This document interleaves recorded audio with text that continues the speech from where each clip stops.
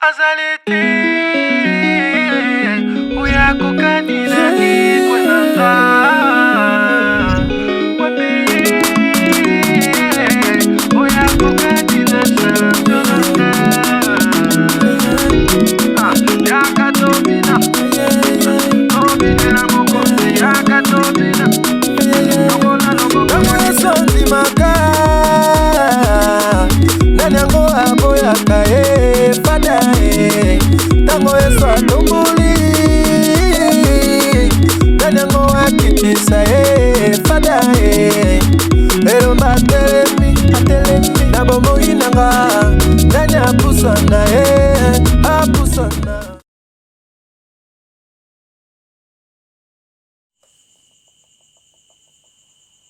Très chers compatriotes congolais, bonjour. Nous sommes là pour vous et nous comptons vous parler de ce qui nous concerne tous, de la République démocratique du Congo, notre cher et beau pays. Notre pays me pousse d'abord à vous remercier parce que nous avons constaté qu'il vous tient à cœur. Merci de nous recevoir dans vos maisons.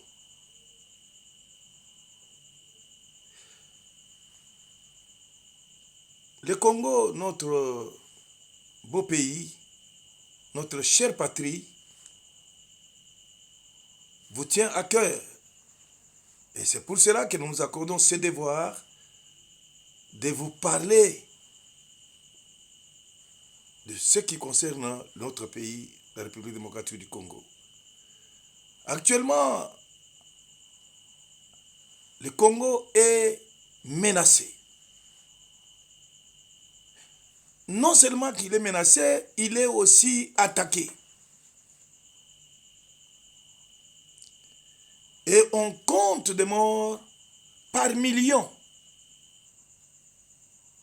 Malgré le silence de la communauté internationale, nous devons commencer à chanter cette chanson des millions de Congolais massacrés par les Rwandais. Que les artistes fassent des ouvrages pour commémorer ces génocides qui ne dit pas son nom. Que les chantres, les musiciens chantent nos morts, chantent ces génocides. Oui, les dernières nouvelles qui nous sont parvenues font encore état de l'arrogance de Paul Kagame. Il déclare que l'armée rwandaise est 10 fois plus puissante, plus forte que les FARDC. Oui, je disais qu'il s'agissait de Goliath qui menace, qui fait des incursions et qui veut venir en découdre avec nous dans notre territoire. Mais rassurez-vous, rappelez-vous que David est allé dans les camps de Goliath. Si aujourd'hui il se dit plus fort, 10 fois plus fort que la RDC, c'est parce qu'il s'imagine toujours de faire la guerre en RDC. Mais il oublie que nous aussi, nous pouvons décider de faire la guerre chez lui là-bas. Et ça nous prendra combien de temps? Si nous nous levons pour faire la guerre au Rwanda. Parce que la meilleure façon de se défendre, c'est d'attaquer. Oui, je crois que nous n'avons qu'un seul péché.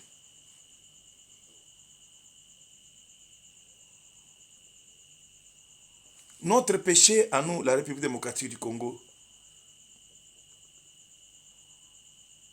c'est d'avoir peur de quand dira-t-on. Quand dira-t-on? Notre deuxième péché, c'est de vouloir faire une guerre propre. Mais il n'y a jamais eu de guerre propre, s'il vous plaît. Et notre armée, nos services de sécurité, les services de police,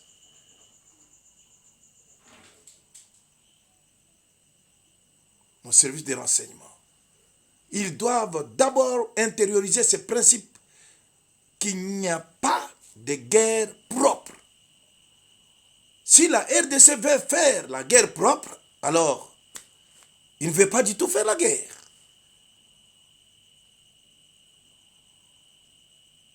Donc, c'est cela.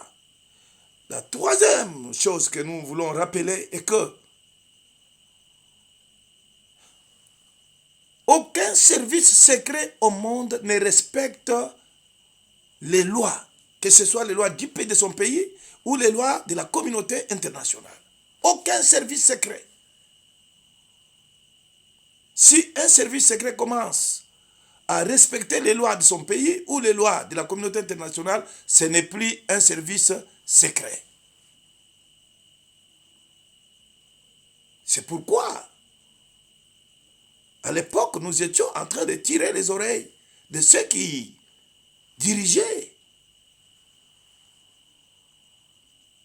ce service en disant que nous nous rendons compte que vous ne voulez pas rendre service au pays, vous ne voulez pas faciliter la tâche au chef de l'État, au président de la République. C'est pourquoi nous voyons ce dérapage. La quatrième chose que je dois rappeler ici, ce sont ces infiltrés, ces agents doubles, parmi tous les journalistes qui passent, comme j'en ai vu à la Télé 50, le sujet est là et ils veulent parler contre le président de la République pour montrer qu'il ne fait rien, qu'il ne fait rien. Mais cette guerre a duré 20 ans. Ce que vous voulez aujourd'hui encenser là pour dire, ouais, ce sont eux qui ont trouvé des solutions. Pourquoi ils n'ont pas terminé la guerre? Pourquoi ils ne sont pas arrivés à ces bras de fer que nous voyons aujourd'hui? On veut nous faire croire que le président n'a rien dit. Pendant que quand il parle, comment vous allez comprendre? Bon, en fait, on vous comprend. Même Jésus disait que celui qui a des oreilles pour entendre, entende. Et alors, les gens qui sont animés par la jalousie et la haine, le tribalisme, les gens qui étaient tout le temps en train de sucer les mamelles du pouvoir d'autrefois, ils n'en reviennent pas parce qu'ils sont privés de ces mamelles. Et c'est comme ça qu'ils ne peuvent pas entendre, même quand le président parle, il dit ou c'est la guerre totale, ou c'est la paix totale. Non, ça ne veut rien dire. Vous voulez qu'il parle comme vous? Hein? Le président, c'est un diplomate. Il n'agit pas comme un vulgaire. Alors les vulgaires veulent que le président parle comme eux. Hein? C'est ça le problème. Vous êtes dans la superficialité. On vous pose une question. Vous venez avec les bidons. Comment vous pouvez amener les bidons? Parce que le sujet, hein, c'était l'arrogance du Rwanda. C'était le thème qui était affiché là. L'arrogance du Rwanda. Vous venez avec les bidons et les sachets de farine de semoule. C'est pour dire que ces gens ne comprennent rien à la vie. En ce moment ici, les journalistes qui haussent les tons pour affaiblir, nous affaiblir de l'intérieur, devaient en avoir pour leur compte. Est-ce que nous, dans notre pays, nous avons les services de services secrets? Vous parlez de Poutine. Poutine parle tout le temps. Poutine, si le président de la République adopte la politique de Félix Antoine Tshisekedi, vous allez parler dans ce pays.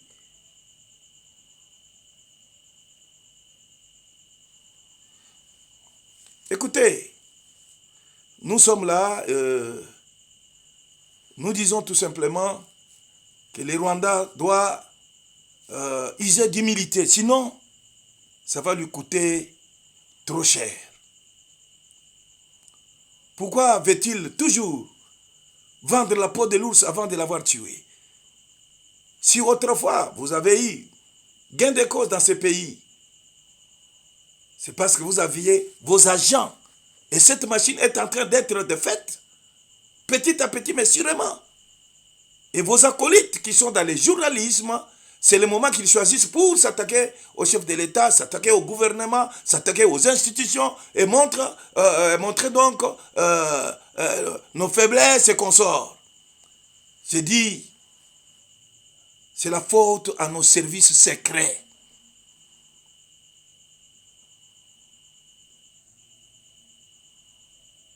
Et c'est pour cela que nous demandons à ceux qui doivent légiférer de proposer des lois. En plus de ça, vous venez avec les bidons d'huile, avec des farines, des sachets de sel et de tout ça pour montrer qu'il n'y a pas eu de croissance. Non, ce n'est pas ça le problème. Le problème, c'est la fédération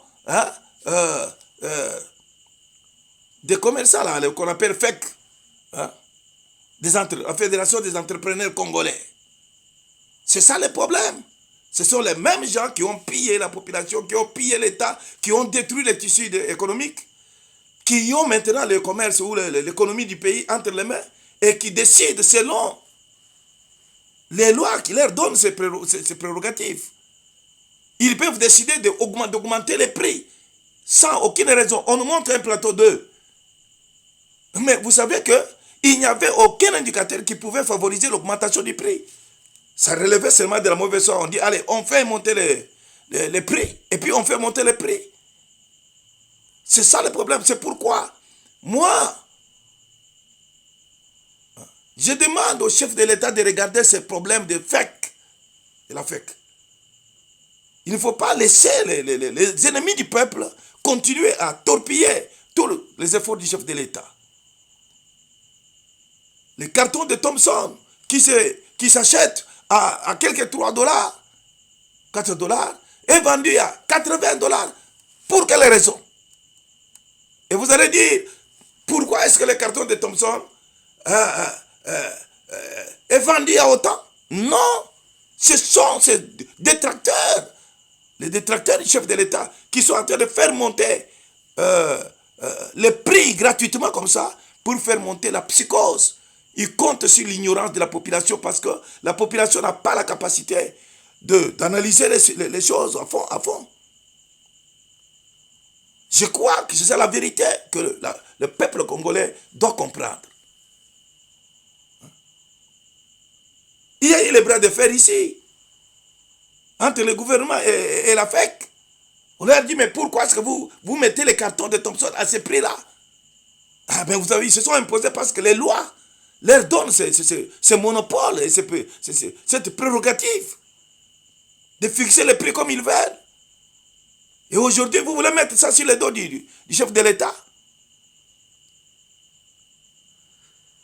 Vous savez, les méchants ont toujours été victimes de la méchanceté, de leur méchanceté. N'oubliez pas ce que je vous dis aujourd'hui. Vous payerez de toutes ces attitudes que vous adoptez pour affaiblir et le gouvernement et l'action du chef de l'État et même nos forces armées. Vous êtes des traîtres, tous ceux qui disent du mal. Pourquoi est-ce qu'au Rwanda, on ne peut pas dire du mal de leur président? Est-ce qu'il n'y a pas de choses à critiquer là-bas? Donc vous devez comprendre que les Congolais, habitués à la corruption, il suffit qu'on lui donne de l'argent, que ça vienne de l'enfer.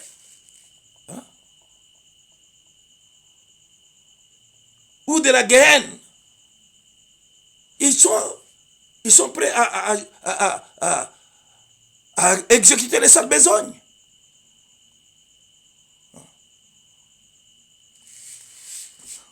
Les traîtres de la nation, ils payeront tôt ou tard. Vous connaissez les sorts des traîtres? Tous les traîtres, depuis Judas Iscariote jusqu'à aujourd'hui, leur sort, c'est la mort.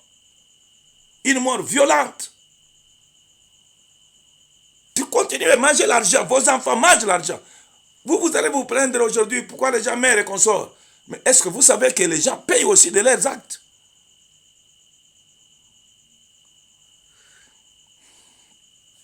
Merci beaucoup pour votre attention, chers Congolais. Donc, vous devez savoir que le chef de l'État a mis les Rwandais contre le mur. Qu'ils disent ce qu'ils veulent. S'ils ont agi, c'est parce qu'on leur permettait d'agir. Il ne faut pas qu'aujourd'hui on nous dise oh, le président devait déclarer la guerre, le président devait parler, dire ceci, cela. Non, non, non. Pourquoi est-ce que vous devez dire? Vous devez demander au chef de l'État d'aller dire ou de déclarer la guerre ou d'aller d'annoncer déjà que nous allons faire la guerre chez eux. Pourquoi? Est-ce que les stratégies militaires doivent être annoncées?